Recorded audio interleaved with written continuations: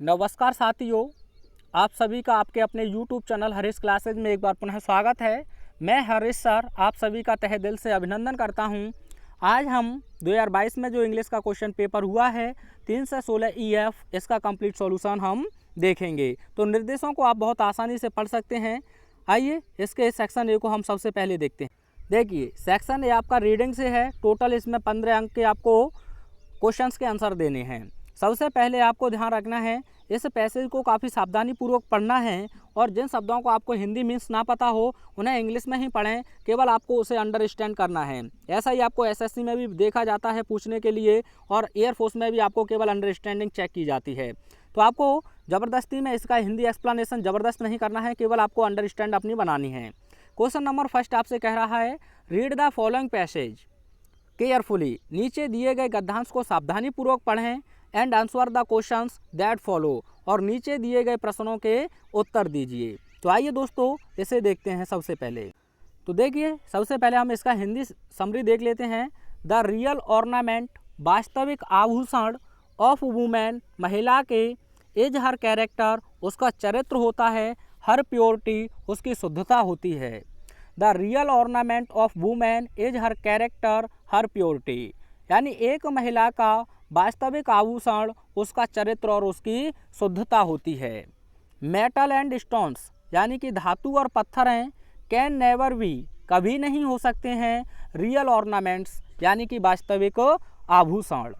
धातु और पत्थर कभी भी वास्तविक आभूषण नहीं हो सकते हैं।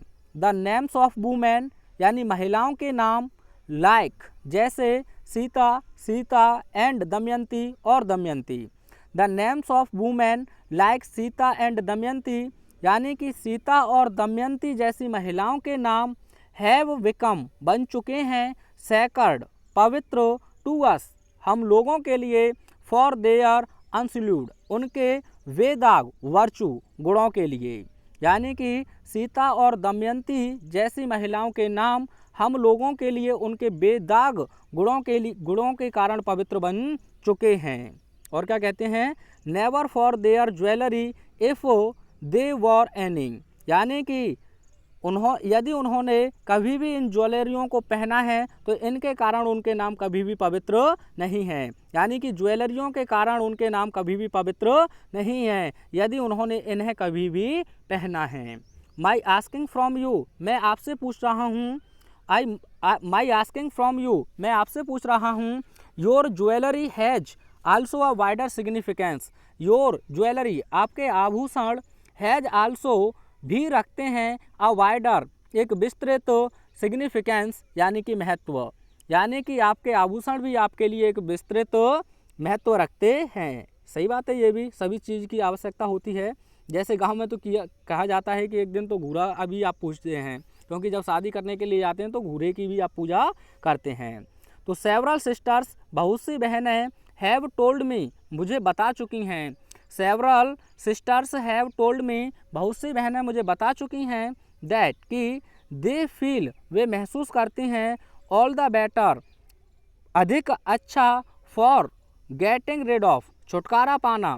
गेटिंग रेड ऑफ यह फ्रेल वर्ब है, ध्यान से रखें, इसका मतलब होता है छुटकारा पाना। To be free from oneself, their jewels, अपने आभूषणों से, यानी कि बहुत सी बहनें मुझसे कह चुकी हैं कि वे अपने आभूषणों से छुटकारा पाना कहीं अधिक बेहतर महसूस करती हैं। I have called this an act of merit, I have called, मैं इसे कह चुका हूँ, एन एक्ट, एक कार्य, ऑफ मेरिट, मेरिट माने होता है गुण, तो इसका एंटोनियम आपको लिखना है तो डीमेरिट लिख देंगे। तो मैं इसे एक गुण का कार्य कहता हूँ, इन मोर वेज, कई प्रकार से, देन वन, एक की अपेक्षा, अर्थात मैं इस कार्य को एक कार्य की अपेक्षा कई अन्य प्रकारों से एक अच्छा या एक अच्छे गुण का कार्य कहकर पुकारता हूँ। नो मैन, कोई भी व्यक्ति, पुरुष और वुमेन, और कोई भी महिला, इज एंटाइटल्ड, यानी कि अधिकृत है, टू द पोजेशंस, अधिकार रखने की, ऑफ वेल्थ, यानी कि संपत्ति पर। कोई भी मैन और कोई भी महिला, यानी कि वेल्थ, धन या संपत्ति पर अधिकार रखने की अधिकृत नहीं है, अनलेस, जब तक, ही और सी यानी कि पुरुष और महिला हैज गिवन नहीं दे चुके हैं अ फेयर शेयर एक बड़ा हिस्सा, अ फेयर शेयर माने एक बड़ा हिस्सा, ऑफ इट इस संपत्ति का, टू द पुअर गरीब लोगों को, एंड द हेल्पलेस और ज़रूरतमंद लोगों को। तो इसमें कहने का मतलब है कि कोई भी पुरुष और कोई भी महिला संपत्ति को रखने के लिए जब तक अधिकृत नहीं है तब तक वह यानी कि पुरुष या महिला इसे गरीब और ज़रूरतमंदों को इसका एक बड़ा हिस्सा नहीं दे चुके हैं, अर्थात जब तक वे इसे दान नहीं देंगे इसमें से कुछ, तो उन्हें इसे रखने की कोई भी आवश्यकता या कोई भी अधिकार नहीं है।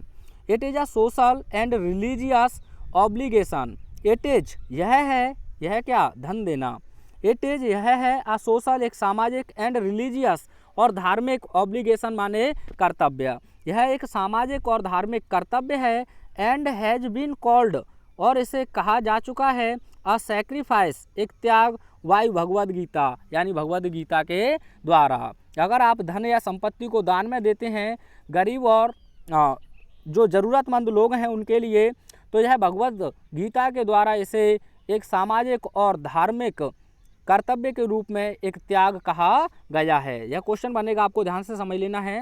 He who does not offer this sacrifice has been called a thief, he माने वह व्यक्ति, हु डज नॉट ऑफर जिसने ऑफर नहीं किया है, दिस सैक्रिफाइस यानी कि इस त्याग को, has been called a thief उसे एक चोर कहा गया है, यानी कि जिस व्यक्ति ने इसे यानी इस त्याग को ऑफर नहीं किया है वह एक चोर कहा गया है। द गीता यानी कि गीता हैज एन्यूमरेटेड यानी कि वर्णन करती है, मैनी फॉर्म्स यानी कि कई स्वरूपों का, ऑफ सैक्रिफाइस यानी कि त्याग के।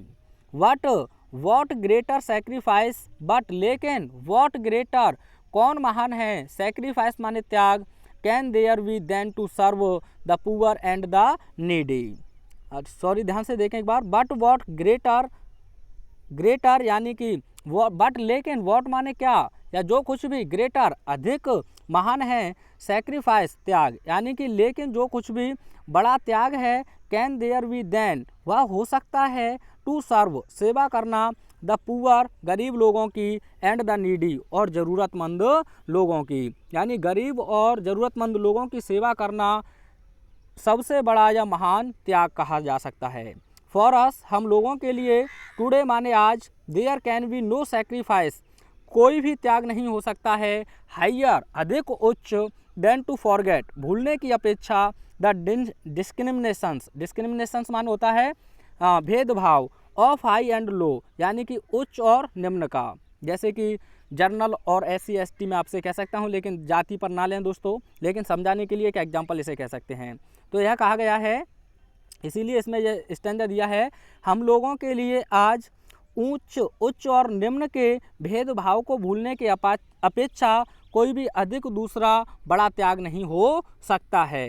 एंड टू रियलाइज और महसूस करना, द इक्वलिटी समानता, ऑफ ऑल द मैन यानी कि सभी पुरुषों का और सभी लोगों की समानता को महसूस करने की अपेक्षा हमारा कोई भी दूसरा उच्च या श्रेष्ठ त्याग नहीं हो सकता है। हम दो काम कर लें, केवल उच्च और निम्न के भेदभाव को भूल जाएं और सभी पुरुषों का या सभी जो व्यक्ति हैं उनकी समानता को महसूस करें केवल। आई आल्सो विश मेरी एक इच्छा भी है, टू ब्रिंग होम घर लाने की, टू द वुमेन उन महिलाओं को, ऑफ इंडिया भारत की, और मेरी एक इच्छा है भारत की उन सभी महिलाओं को घर लाने की, दैट रियल ऑर्नामेंटेशन जिनका वास्तविक अलंकृत, लाइज माने छिपा है या पड़ा हुआ है, नॉट इन लोडिंग लादने में नहीं, द बॉडी यानी कि शरीर को, विद मेटल धातुओं से, एंड स्टोन और पत्थरों से, यानी कि मैं उन भारत की महिलाओं को घर लाने की भी इच्छा करता हूँ जो जिनका वास्तविक अलंकृत उनके शरीर को धातु और पत्थर से लादने में नहीं पड़ा है, बट लेकिन इन प्यूरिफाइंग बल्कि शुद्ध करने में पड़ा हुआ है, द हार्ट हृदय को, एंड डेवलपिंग और विकास करने को, द ब्यूटी ऑफ साउल यानी कि आत्मा की सुंदरता। तो आई होप बड़ा पैसे था, थोड़ा सा ज़्यादा टाइम लग गया है, 10 मिनट आप समझ सकते हैं। पहला क्वेश्चन पूछा है what is the real ornament of women, तो आपने पहले ही देखा था स्टेंजा की शुरुआत में। तो आइए मैं इन्हें लिखकर सभी क्वेश्चंस को आपको शो कर देता हूं, क्वेश्चन से ये देख सकते हैं। चलिए तो देखिए आप आंसर लिख सकते हैं the real ornament of women his her character and her purity, यही आपको दिया है, इतना भी लिख सकते हैं। आप चाहें तो आगे थोड़ा सा और जोड़ सकते हैं क्योंकि 3 नंबर का क्वेश्चन है। But metal and stones can never be real ornaments, ठीक है, यह आंसर हो जाएगा। दूसरा क्वेश्चन पूछा है what thing has been called a sacrifice by the Bhagavad Gita, यानी भगवद गीता के द्वारा किस वस्तु को एक त्याग कहा गया है। तो आपने देखा था सोशल एंड रिलीजियस ऑब्लिगेशन, यानी कि सामाजिक और धार्मिक जो कर्तव्य है हैज बीन कॉल्ड, उसे कहा गया है अ सैक्रिफाइस, एक त्याग, बाय द भगवद गीता, यानी भगवद गीता के द्वारा। What is considered to be greater sacrifice, यानी कि अत्यधिक या सबसे बड़ा परित्याग किसे माना गया है। तो आप लिखेंगे, यही शब्द आपको देखने को मिले थे, टू सर्व, सेवा करना, the poor and the needy, यानी कि गरीब और ज़रूरतमंद लोगों की, इज कंसिडर्ड, यानी कि समझा गया है या माना गया है, टू बी ग्रेटर सैक्रिफाइस, यानी कि एक बड़ा या महान परित्याग। अब यहाँ नीडी की जगह पर वहाँ आपको शब्द दिया था द हेल्पलेस, वह भी लिख सकते हैं। अगला क्वेश्चन पूछा है where does the real ornamentation lie, यानी कि रियल ऑर्नामेंटेशन कहाँ पड़ा हुआ है। तो आप आंसर लिख देंगे द रियल ऑर्नामेंटेशन, यानी कि वास्तविक अलंकृत, लाइज इन प्यूरिफाइंग, यानी कि शुद्धिकरण में पड़ा है, द हार्ट, हृदय को, and developing the beauty of Saul, और आत्मा की सुंदरता को विकसित करने में छिपा हुआ है। अगला क्वेश्चन देखिए क्या कहता है आपसे। अगला क्वेश्चन पूछा है which word in the passage means spotless, spotless शब्द का मीन्स बताइए, यानी कि सिनोनिम्स बताना है। और अगला क्वेश्चन है which word in the passage is the opposite of insignificance, यानी इनसिग्निफिकेंस का आपको विलोम शब्द बताना है। तो सिग्निफिकेंस आपको दिया था, स्पॉटलेस के लिए आपको अनसल्यूट एक वर्ड दिया था, मैं आपको लिखकर भी शो करूंगा। What does the phrase getting rid of mean in the passage, getting rid of का मतलब होता है छुटकारा पाना। आइए इसका आंसर देखते हैं। तो देखिए the word spotless means unsullied, ठीक है, अनसल्यूट माने भी बेदाग होता है। The word significance is the opposite of the insignificance, और the phrase getting rid of means to be free from oneself, आप चाहें तो लिख सकते हैं in the passage. I hope section A आपका अच्छे से क्लियर हुआ। आइए आगे देखते हैं।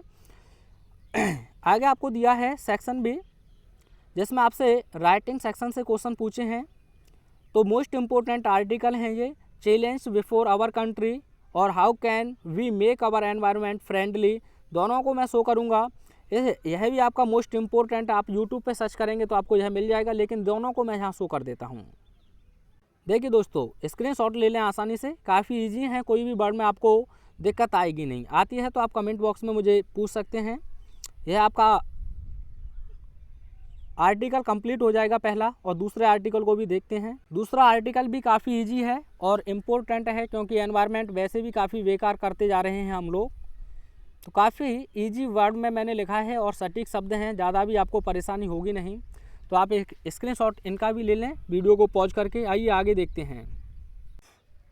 उसके बाद सेक्शन बी के अंतर्गत आपको थर्ड क्वेश्चन पूछा है, एक आपको लेटर पूछा है, write a letter to the CMO of your district requesting him to initiate a vaccination programme in your village, यानी कि आपको अपने ज़िले के चीफ मेडिकल ऑफिसर के लिए एक पत्र लिखना है, उनसे यह प्रार्थना करते हुए कि वे हमारे गांव में एक वैक्सीनेशन प्रोग्राम इनिशिएट करें, यानी प्रारंभ करें। और दूसरा क्वेश्चन पूछा है write a letter to your principal requesting him to organise a district level debate on religion and politics in your college, यानी कि दूसरे में आपसे कह रहा है कि अपने प्रधानाचार्य जी को एक पत्र लिखें, उनसे प्रार्थना करते हुए कि अपने विद्यालय में धार्मिक और राजनीति पर एक जिला स्तरीय बहस ऑर्गेनाइज करें। तो दोनों में से किसी एक को लिखना है। तो आइए इनके भी आंसर शो कर देता हूँ। तो दोस्तों इसका भी एक स्क्रीनशॉट ले लें, काफ़ी बड़ा हो जाएगा नहीं तो वीडियो। काफ़ी आसान है, बहुत आसान शब्दों में लिखा है, और आप जो क्वेश्चन का हेडिंग आपको दिया है, अगर आप वैसे भी यूट्यूब पे सर्च करेंगे तो मैंने काफ़ी अच्छे से आपको समझाया हुआ है। नहीं तो 2022-23 के क्वेश्चन पेपर सभी एक प्लेलिस्ट बना है, वहाँ जाकर विजिट कर सकते हैं। आइए अगले क्वेश्चन को भी देखते हैं। ये देखिए प्रिंसिपल के लिए आपको किस प्रकार से एक लेटर लिखना है। स्क्रीनशॉट ले लें दोस्तों, क्योंकि आप लोगों के पास भी इतना टाइम है नहीं, तो इसलिए आप अच्छे से इसे प्रिपेयर कर लें। आइए अगले क्वेश्चन को देखते हैं। अगला क्वेश्चन आपको सेक्शन सी में ग्रामर से पूछा है। फोर्थ क्वेश्चन के अंदर कह रहा है किसी एक ऑप्शन सही है, उसे आपको अपने नोटबुक में मेंशन करना है।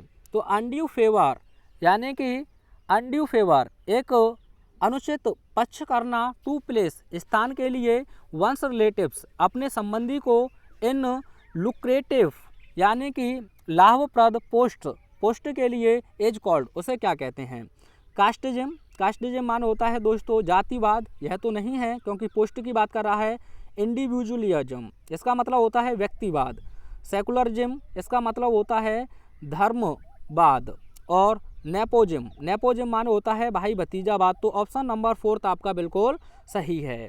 तो यह आंसर लिख लेंगे। The phrase on the wane means, यहाँ फ्रेज आपसे पूछा है ऑन द वैन, इसका मतलब होता है किसी चीज़ में कमी आना। तो इंक्रीजिंग बढ़ना होता है, डेवलपिंग विकास करना होता है, तो डिक्रीजिंग इसका मतलब होता है घटना। तो आंसर आपका 3rd सही हो जाएगा। और आप चाहें तो यह एक दूसरे के एंटोनियम्स भी हो जाएंगे। आइए आगे क्वेश्चन देखते हैं। अगला क्वेश्चन आपसे पूछा है द सिनोनियम ऑफ डिस्पाइजेज। डिस्पाइज माने होता है दोस्तों घृणा करना, एबहॉर। क्या होता है? एबहॉर। तो इसका सिनोनियम्स बताना है लव, यह तो इसका एंटोनियम्स हो जाएगा। हेट माने घृणा करना होता है, तो यह इसका सिनोनियम्स हो जाएगा। रेस्पेक्ट माने सम्मान करना होता है, तो आप कह सकते हैं ऑनर। सेलेक्ट माने चुनना होता है, चूज आप इसे कह सकते हैं। अगला क्वेश्चन है Rohit has gone before his father come, which word in the above sentence is an error. Gone में गलती है, बिफोर में गलती है, हिज में गलती है या कम में गलती है। तो दोस्तों आइए हम बात करते हैं आपके ऑप्शंस को एलिमिनेट करने की। गॉन, हैज, हैव, हैड के बाद में आप थर्ड फॉर्म का ही प्रयोग करते हैं, तो यह तो सही है। बिफोर आपका प्रीपोजिशन और कंजंक्शन दोनों होता है, तो यह भी आपका सही है। हिज की बात करें तो दोस्तों आप जैसे ही है और किसी व्यक्ति का नाम है तो उसके लिए पजेसिव एडजेक्टिव हिज का प्रयोग करते हैं। रवि हो गया, या ऐसा जेंडर जैसे प्योन जिसका जेंडर ही क्लियर नहीं है, तो प्रायोरिटी आप ही को देते हैं, तो हिज बिल्कुल सही है। सी होता तो आप हर लिख देते, आई होता तो आप माई लिख देते। अगर आपका यह पूछा बहुत जाता है वन, अगर वन हो और यह आपका जनरल सेंस में हो तो आप इसके लिए पजेसिव एडजेक्टिव वंस का प्रयोग करेंगे। किसका प्रयोग करेंगे? वंस का। जैसे मैं एक क्वेश्चन देता हूँ, वन शुड, एक मिनट यहाँ लिखता हूँ थोड़ा सा ऊपर, one should not abuse his father. बताइए कहाँ गलती है दोस्तों इसमें? तो आप कहेंगे सर वन आपका सब्जेक्ट है तो हिज नहीं बल्कि वंस आना चाहिए, तो इसमें वंस में गलती, हिज में गलती हो जाता। तो यहाँ किसी में गलती नहीं है। 4th है कम में गलती है, तो दोस्तों बिल्कुल सही है। यहाँ कॉन्सेप्ट समझाता हूँ। बिफोर से पहले वाला परफेक्ट में आना चाहिए, बिल्कुल सही है। आने वाला पास्ट इंडेफिनिट में होना चाहिए, तो कम नहीं बल्कि केम होना चाहिए था। क्या होना चाहिए था? केम। आपको क्वेश्चंस देखने को मिलेंगे। अगर यहाँ बिफोर की जगह पर आफ्टर होता, क्या होता? आफ्टर, तो यह आपका पास्ट इंडेफिनिट हो जाता, यानी कि सेकंड फॉर्म, और यह हो जाता आपका परफेक्ट। ठीक है, बिफोर से पहले वाला आपको परफेक्ट में बनाना है, बाद वाला पास्ट इंडेफिनिट में। The antonym of sewerage. Sewer माने होता है कठोर या तीक्ष्ण, कठोर या तीक्ष्ण। तो मिल्ड माने होता है हल्का, तो आपका एंटोनियम्स तो यही हो जाएगा। बोल्ड माने साहसी होता है, तो इसका एंटोनियम्स टिमिड हो जाएगा। क्या हो जाएगा? टिमिड। पूछे गए वर्ड हैं। फर्टाइल माने उपजाऊ होता है, तो वरेन आप इसके लिए लिख देंगे, वरेन माने होता है बंजर। हाइड माने छिपाना होता है, कॉन्शियल इसका सिनोनियम्स हो जाएगा। और रिवील इसका एंटोनियम हो जाएगा, रिवील यानी कि प्रकट करना। आगे कह रहा है क्वेश्चन नंबर 5 के अंतर्गत किसी एक को आपको इनडायरेक्ट नरेशन में बदलना है। तो Mohit said to Rita why did you stop here. तो दोस्तों इंट्रोगेटिव है, तो आपको लिखना है मोहित, सैड हो या सैड टू आप लिख देंगे आस्क्ड। उसके बाद रीता, WH वर्ड है तो यही कंजंक्शन हो जाएगा आपका वाई। मोहित आस्क्ड रीता वाई। उसके बाद यू को रीता से चेंज करेंगे तो सी हो जाएगा। डेड को आप हैड प्लस थर्ड फॉर्म में ले जाएंगे, यानी कि पास्ट को मोर पास्ट में तो हैड। स्टॉप का थर्ड फॉर्म हो जाएगा स्टॉप्ड। क्या हो जाएगा? स्टॉप्ड। हियर का हो जाएगा देयर। तो Mohit asked Rita why she had stopped there. अगला question, the teacher said to the children do not quarrel with your sisters. तो यह आपका एक इम्परेटिव सेंटेंस है, तो आप लिखेंगे द टीचर सेड या सेड टू को आप बदल देंगे फॉरवर्ड में। किस में बदल देंगे? फॉरवर्ड में। और द चिल्ड्रन, नॉट टू को आप हटा देंगे फॉरवर्ड लगाने से, यहाँ टू से जोड़ देंगे टू क्वेरल विद। योर को चिल्ड्रन से चेंज करेंगे तो हो जाएगा देयर सिस्टर्स। तो the teacher forward the children to quarrel with their sisters, यानी कि अध्यापक ने बच्चों से अपनी बहनों से ना लड़ने के लिए या लड़ने से मना किया। ठीक है, और एडवाइस से भी आप बना सकते हैं, वहाँ नॉट रह जाएगा। द टीचर एडवाइड the children not to quarrel with their sisters. अगला देखिए, यहाँ आपको किसी एक को कंबाइन करना है। तो पहला है the thief was punished, the thief was fined. Compound sentence बनाना है, तो आप कैसे कहेंगे हिंदी में, चोर को दंडित किया गया और चोर को जुर्मानित किया गया। तो आप कैसे कह सकते हैं, चोर को दंडित करने के साथ साथ जुर्मानित भी किया गया। तो द थीफ वॉज पनिश्ड, उसके बाद आप लिख देंगे as well as fined. The thief was punished as well as fined. आप इसे ऐसे भी बना सकते हैं, चोर को ना केवल दंडित किया गया बल्कि जुर्मानित भी किया गया। The thief was not only punished but also fined. ठीक है, the thief was not only punished but also fined. अगला question, when does the train arrive question mark I do not know the time. तो दोस्तों दूसरा sentence अगर आपका WH word से start हुआ है, अगर आपको उसे कॉम्प्लेक्स में बदलना है तो सबसे पहले आप एक प्रिंसिपल क्लॉज लिखेंगे। तो आप लिख देंगे आई do not know the time. अब यही कंजंक्शन हो जाएगा वहन का मतलब आप चाहें तो ये कह सकते हैं कि कब या जब, यानी कि मैं उस समय को नहीं जानता हूँ जब। उसके बाद आप लिख देंगे द ट्रेन, यह सब्जेक्ट हो जाएगा। द ट्रेन डज आपकी हटेगी क्योंकि असर्टिव सेंटेंस बनेगा तो अराइव्स हो जाएगा। क्या हो जाएगा, अराइव्स और फुल स्टॉप। तो हट गया है वो, आई do not know the time when the train arrives, यह आंसर हो जाएगा कॉम्प्लेक्स में। यहाँ आपको ट्रांसफॉर्म करना है किसी एक को। तो पहला क्वेश्चन है Kashmir is not so hot as Bhopal. Comparative sentence, इसका कंपैरेटिव डिग्री आपको इसका बनाना है। तो सबसे पहले आप लिखेंगे भोपाल, फिर लगा देंगे आप एज। अब दोस्तों यहाँ नॉट दिया है तो नॉट लिखने की आवश्यकता नहीं है, अगर होता नहीं तो आप लगा देते। तो भोपाल एज, हॉट का कंपैरेटिव आप लिखेंगे तो हॉटर हो जाएगा। क्या हो जाएगा, हॉटर।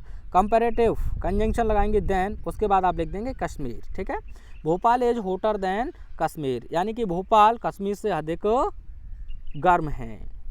अगला, व्हाट मेड यू हैप्पी। तो दोस्तों यहाँ व्हाट आपका एक सब्जेक्टिव की तरह यूज हुआ है, जिसका मतलब है कौन सी बात या कौन सी चीज़, यानी आपको किस बात ने प्रसन्न किया। तो आप कैसे लिखेंगे, व्हाट शुरू में ही आया तो शुरू से सबसे पहले आपको लिखना होगा वाई व्हाट। क्या लिखना होगा, वाई व्हाट। अब पास्ट में टेंस है तो आप यहाँ लिख देंगे वर। क्या लिख देंगे, वर। उसके बाद आपका यू हो जाएगा। मेड का थर्ड फॉर्म मेड ही होता है क्योंकि मेक फर्स्ट फॉर्म होता है। उसके बाद आप लिख देंगे हैप्पी। तो बिल्कुल आसान है, by what were you made happy. जैसे एक और क्वेश्चन मैं लेता हूँ, what pleased you, what pleased you. तो आप देखिए यहाँ प्लीड आ जाए तो यह आपका एडवर्ब भी होता है, लेकिन यह वाव की तरह है। तो इसके साथ जब प्लीड होता है वाव तो विद प्रपोजिशन का प्रयोग करते हैं। तो सबसे पहले आप लिखेंगे विद, उसके बाद वॉट, विद वॉट, उसके बाद आप लिख देंगे पास्ट में ही है तो वर यू प्लीज्ड। इस प्रकार से आप बना देंगे। वॉट आपका ऑब्जेक्ट भी होता है, जैसे वॉट डू यू वांट, आप क्या चाहते हैं। तो यह वॉट जो है आपका ऑब्जेक्ट ही है, तो आप यहाँ ऑब्जेक्ट की तरह ही लिखेंगे इसे वॉट। उसके बाद प्रेजेंट में है तो आप लिख देंगे is wanted, what is wanted, एक मिनट लिखिए, what is wanted bye you. तो यहाँ ऑब्जेक्ट ही था तो ऑब्जेक्ट आपने आगे लिख दिया। एक क्वेश्चन आप लोगों के लिए इसे कमेंट में बनाना है आपको, वॉट मेक्स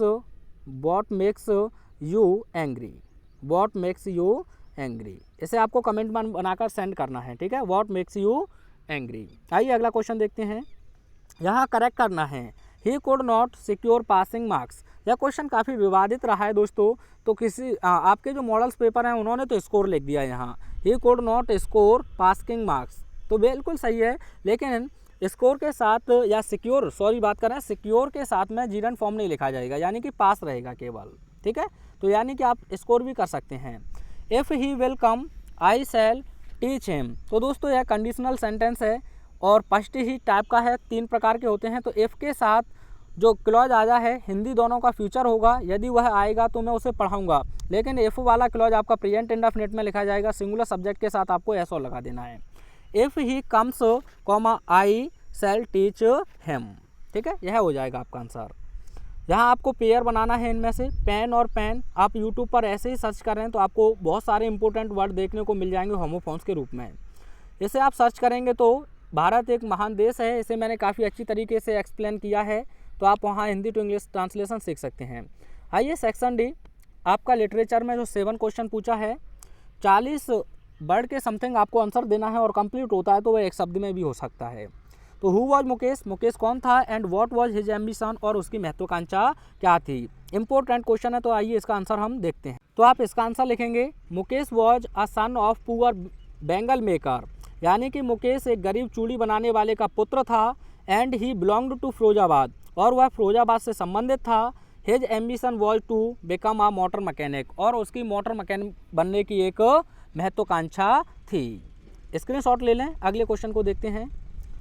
अगला क्वेश्चन आपसे पूछा है how deep was the pool, यानी कि ताल कितना गहरा था। What was there inside the water, और पानी के अंदर क्या था। आइए इसका भी आंसर देखते हैं। तो आप इसका आंसर लिखेंगे द पूल वॉज ओनली 2 और 3 feet deep at the shallow and, यानी कि ताल 2 या 3 फीट सैलो यानी कि छिछले या उथले तल पर गहरा था।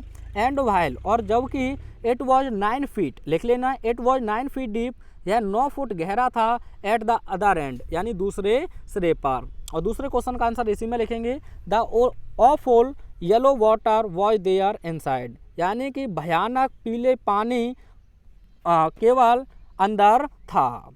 आइए अगले क्वेश्चन को देखते हैं। अगला क्वेश्चन है और मोस्ट इम्पोर्टेंट है, what did हैमल say about the French language, यानी हैमल ने फ्रेंच भाषा के बारे में क्या कहा। तो आइए इसका आंसर देखते हैं। इसके लिए आप आंसर लिखेंगे M Hamel said about the French language, यहाँ लिख लेना फ्रेंच लैंग्वेज। एम हैमल ने फ्रेंच भाषा के बारे में कहा एंड इट्स इम्पोर्टेंस, और इसके महत्व के बारे में कहा। That French was the most beautiful language, कि फ्रेंच सबसे सुंदर भाषा है। इन द वर्ल्ड, संसार में। द क्लियरेस्ट, सबसे स्पष्ट भाषा है। एंड द मोस्ट लॉजिकल, और सबसे तर्कसंगत भाषा है। ही टोल्ड दैम, उन्होंने उन लोगों से कहा that they must guard their language among them, क्योंकि उन्हें अपने बीच में अपनी भाषा को अवश्य सुरक्षित रखना चाहिए। बिकॉज, क्योंकि वह ना पीपल आर एंस्लेव्ड, क्योंकि जब एक राष्ट्र गुलाम हो जाता है। एज लॉन्ग एज, जितने लंबे समय से। They held fast their language, वे अपनी भाषा को अपनी मजबूती के साथ जुड़े रहते हैं। It is as if they had the key to their present, कि मानो उनके पास उनकी जेल की चाबी हो। स्क्रीनशॉट ले सकते हैं। आइए अगला क्वेश्चन देखते हैं। अगला क्वेश्चन आपसे पूछा है who was the rat trap seller, यानी कि चूहेदानी बेचने वाला कौन था। How did he make them, और वह इन्हें कैसे बनाता था। तो आप इसका आंसर बहुत आसान शब्दों में लिखेंगे the rat trap seller was a poor vagabond, यानी कि चूहेदानी बेचने वाला एक गरीब घुमक्कड़ था। He went round selling small rat traps of wire, वह तार से बनी हुई छोटी छोटी चूहेदानियों को बेच रहा था। ही मेड, यानी कि ये भी लिख सकते हैं ही हिमसेल्फ मेड, वह खुद बनाता था। ही हिमसेल्फ मेड, वह खुद बनाता था। दैम, माने उन चूहेदानियों को। वाई यूजिंग द मटेरियल, उस मटेरियल का प्रयोग करके। ही गॉट बाई बैगिंग, जिसे वह भीख मांगकर प्राप्त करता था। एट द स्टोर्स और फार्म्स, यानी कि स्टोर अथवा फार्म से। आप चाहें तो एक स्क्रीनशॉट लें और आगे देखते हैं अगला क्वेश्चन। अगला क्वेश्चन आपका लॉन्ग है। Why did Rajkumar Shukla invite Gandhi ji to Champaran, Rajkumar Shukla ने गांधी जी को चंपारण में क्यों आमंत्रित किया। How did Gandhi ji solve the problems of farmers, और गांधी जी ने किसानों की समस्याओं को कैसे हल किया। तो आइए इसका आंसर देखते हैं। तो आप चाहें तो इसका एक स्क्रीनशॉट ले लें दोस्तों। ये रहा आपका क्वेश्चन। आई होप आपने स्क्रीनशॉट ले लिया होगा। देखते हैं नेक्स्ट क्वेश्चन को। नेक्स्ट क्वेश्चन है how is Mukesh different from the other bangle makers of Firozabad, Mukesh Firozabad के अन्य चूड़ी बनाने वालों से किस प्रकार से भिन्न हैं। तो इम्पोर्टेंट क्वेश्चन है ये, आप चाहें तो इसका भी स्क्रीनशॉट ले सकते हैं। काफ़ी इजी क्वेश्चन मैंने लिखे हुए हैं। और देखते हैं नेक्स्ट क्वेश्चन को। नेक्स्ट क्वेश्चन आपका पोइट्री बेस्ड है, तो यह आपका इस साल तो है नहीं, लेकिन जब भी आप इस वीडियो को देख रहे हो और आपको सॉल्व करना है तो आप पहला ही क्वेश्चन सर्च करें who are far from gusty webs, आपको यूट्यूब पर हमारा वीडियो देखने को मिल जाएगा। सेंट्रल आइडिया ये मैंने करा दिए हैं आपको इससे पहले वाले वीडियो लेक्चर में, तो 2 ही आप कर सकते हैं, keeping quiet, a thing of beauty और माई मदर एट 66, इनसे बाहर नहीं जाएगा। और देखिए सप्लीमेंट्री रीडर या विस्तास से आपका जो पहला ही क्वेश्चन है शॉर्ट मोस्ट इंपोर्टेंट है, what did the astrologer tell about the death of the tiger king, यानी ज्योतिषी ने टाइगर किंग की मृत्यु के बारे में क्या कहा। तो देखते हैं इसका आंसर। इसका आंसर आप लिखेंगे, देखिए कितना इंपॉर्टेंट है ये। The astrologer told about the death of the tiger king, यानी कि ज्योतिषी ने टाइगर किंग की मृत्यु के बारे में कहा दैट कि he would be killed by a tiger, कि वह एक बाघ के द्वारा मारा जाएगा। ही आल्सो प्रेडिक्टेड, और उसने भविष्यवाणी भी की दैट कि ही माइट किल 99 टाइगर्स, वह यानी कि टाइगर किंग 99 बाघों को जान से मार सकते हैं। But he would have to be very careful from the 100th tiger, लेकिन उन्हें 100वें बाघ से अत्यधिक सावधान रहना होगा। Which would have been cause of his death, जो उसकी मृत्यु का कारण रहेगा। आइए अगले क्वेश्चन को देखते हैं। अगला क्वेश्चन इंपॉर्टेंट है, इसे मैंने कई बार करा दिया है, तो आप चाहें तो इसका भी आंसर देख लेते हैं। उसके बाद आपसे पूछा है who was Geoff Green, what did he offer to the student. यह आपका सिलेबस से हटा हुआ है तो इसे मैं नहीं कराऊंगा। तो आइए देखते हैं आंसर। यह आपका इम्पोर्टेंट क्वेश्चन है, जो शैम्बीनार ने क्या लिखा था। यह आपका हु वॉज जियोफ ग्रीन कौन था, तो आप इसके लिए लिख लेंगे आंसर। जियोफ ग्रीन वैसे कनाडियन थे। लॉन्ग क्वेश्चन आपसे ये पूछे हैं, आप चाहें तो क्लियर का भी आंसर देख सकते हैं, लेकिन लिखने की आवश्यकता नहीं है। यह इंपॉर्टेंट क्वेश्चन है आपका, जो आपसे पूछा है लॉन्ग में कि who was doctor Sadao, how did he meet Hana and married to her. तो आप इसका आंसर ये लिख सकते हैं और एक स्क्रीनशॉट लें। वीडियो कैसा लगा कमेंट के माध्यम से अवश्य बताएं। Thanks for watching.